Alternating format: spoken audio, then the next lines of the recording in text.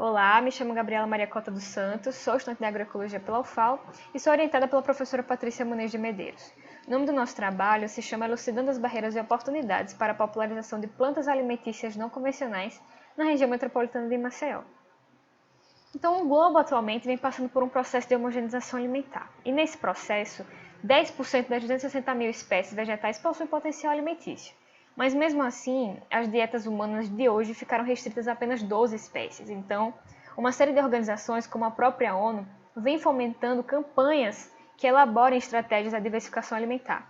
E dentro dessas estratégias está justamente o manejo e o consumo de plantas alimentícias não convencionais, que são aquelas plantas pouco consumidas ou pouco conhecidas pela maioria das pessoas. Mas a aceitabilidade desse tipo de produto depende de uma série de fatores, como questões intrínsecas, como sabor, textura, e aspectos também extrínsecos ao produto, como preço e disponibilidade. Ainda, a aceitação desses produtos recebe interferência da neofobia alimentar, que é justamente a aversão por alimentos novos. Então, alguns estudos que verificam a disposição a consumir alimentos diferentes como insetos, ou até mesmo estudos para poder identificar alguns fatores que influenciam no consumo de alimentos orgânicos, já estão disponíveis. Porém, os desafios residem justamente na verificação desses aspectos socioeconômicos e também de aspectos relacionados à neofobia alimentar no que diz respeito ao consumo de plantas alimentícias não convencionais. Então, sabendo disso, os objetivos do nosso trabalho foram os de identificar os fatores socioeconômicos que interferem na atribuição de barreiras e vantagens no consumo de punk por potenciais consumidores e também identificar a influência da neofobia alimentar na atribuição de barreiras e vantagens no consumo de punk por potenciais consumidores. Então, fizemos um formulário online com um recorte para alagoanos maiores de 18 anos e nesse formulário fizemos o registro de dados socioeconômicos e também a avaliação da neofobia alimentar. E para medir a neofobia alimentar de cada entrevistado, a gente usou a escala de neofobia alimentar, com 5 afirmações positivas e 5 afirmações negativas, com escala de 1 a 7, e que no final das contas a gente saberia identificar se as pessoas são neofóbicas ou neofílicas. Então, alguns outros registros do formulário foram os de frequência de consumo de comidas atípicas, conhecimento sobre o conceito de punk, disposição a incluir essas plantas na dieta, riscos percebidos no consumo e de barreiras e vantagens no consumo dessas plantas. Sobre a análise de dados, fizemos 5 regressões logísticas múltiplas, onde cada modelo continha uma variável resposta, consumo prévio de punk, disposição a consumir, atribuição de riscos, de barreiras e vantagens, cada uma contabilizada binariamente. E fizemos ainda um GLM família Poisson, para verificar se os fatores socioeconômicos explicam o número de desvantagens percebidas às punk. E para cada uma dessas análises, fizemos a abordagem stepwise, de maneira que apenas as variáveis que conferiam menores valores de A e C foram deixadas nos modelos finais.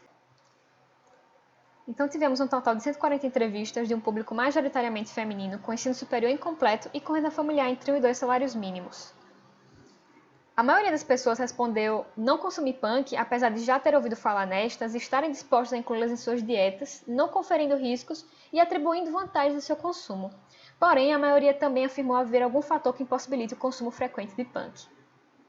Os riscos foram mais associados à intoxicação e alergia, e as barreiras mais associadas ao acesso às punk. As principais desvantagens das punk com relação às plantas convencionais foram o acesso ao produto e preço, sendo a não percepção de efeitos adversos e a qualidade nutricional as principais vantagens. A variável idade explicou tanto o consumo de punk quanto o número de desvantagens das punk com relação às plantas convencionais e também a atribuição de riscos. Isso se deve muito provavelmente ao fato de que as pessoas mais velhas, por terem tido mais tempo de vida, tiveram também mais chances de experimentar punk ao longo de suas vidas e também mais chances de terem percebido algum tipo de risco nesse consumo. Conhecimento prévio foi a única variável que explicou a disposição a consumir, o que dialoga com achados na literatura sobre familiaridade e introdução a alimentos novos nas dietas. Escolaridade persistiu no modelo, mas não apresentou relação significativa com barreiras, e o mesmo com relação à escolaridade e conhecimento prévio se associam a vantagens, sendo a única variável que explicou vantagens a neofobia alimentar. Então, as pessoas mais predispostas a consumirem alimentos novos são aquelas que atribuem mais vantagens com relação às punk. Diante disso, como a gente pode concretizar a aceitabilidade dessas plantas?